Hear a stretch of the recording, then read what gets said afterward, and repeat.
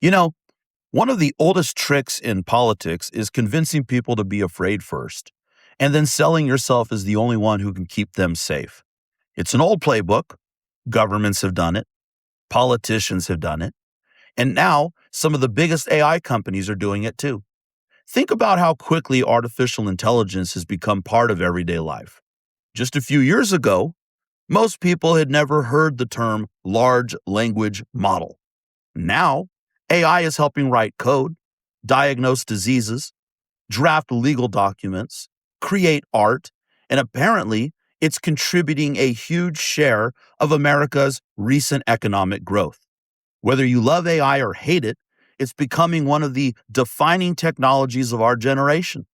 So here's the question: who gets to control it? Companies like Anthropic haven't simply been building better AI models, they've also been building a political strategy. First came announcements that their newest models were so powerful they couldn't safely be released. Then came warnings that AI could threaten civilization itself.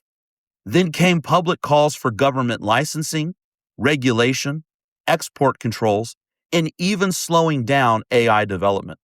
Now, maybe some of these executives sincerely believe every word they're saying.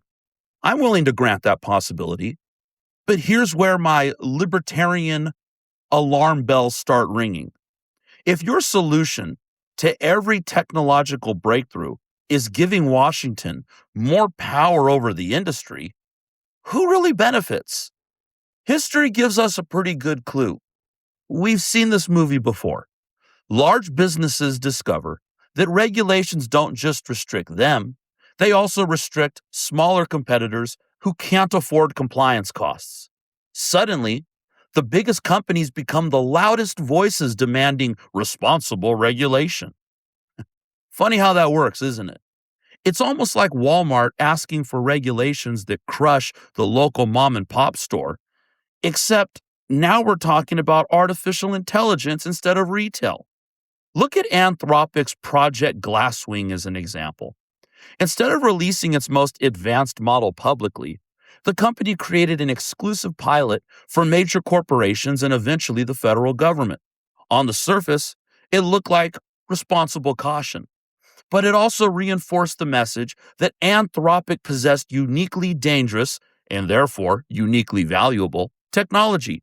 That's a brilliant marketing strategy, but it's also potentially a dangerous political strategy. Because once government starts believing only a handful of approved companies can safely build AI, competition becomes less about innovation and more about political relationships. And if you're a libertarian like I am, or any other sort of defender of free markets, that's exactly where the red flags start waving. Austrian economist Murray Rothbard warned about this decades ago. Government business, quote unquote, partnerships rarely remain partnerships between equals. At first, politically connected businesses gain advantages over competitors.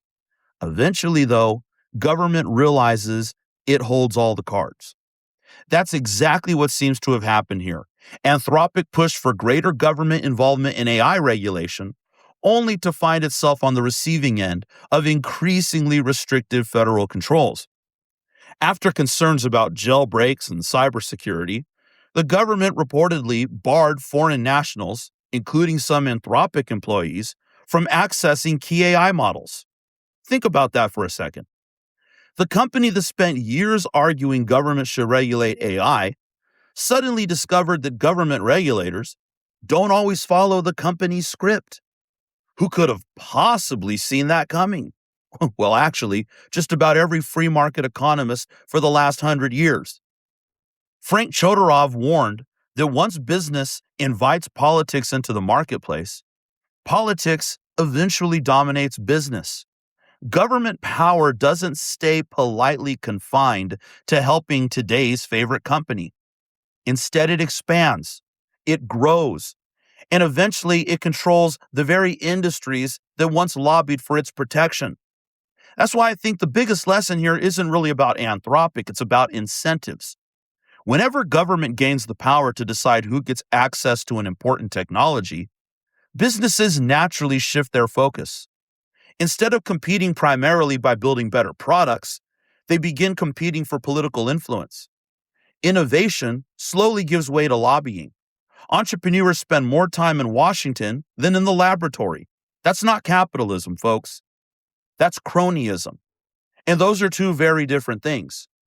Now, none of this means AI doesn't present very real risks. Every powerful technology does. Electricity did, airplanes did, the internet did, nuclear energy certainly did. But here's where I part ways with the central planners. I don't believe concentrating more power in Washington magically makes complicated problems disappear. If anything, history suggests just the opposite. Bureaucracies are just as capable of making catastrophic mistakes as private companies, except bureaucracies rarely go out of business when they're wrong. Remember, intervention begets intervention. One regulation creates another. One government partnership creates another layer of oversight. One emergency becomes the justification for permanent authority. Before long, the state simply isn't refereeing the market. It has become one of the market's biggest players.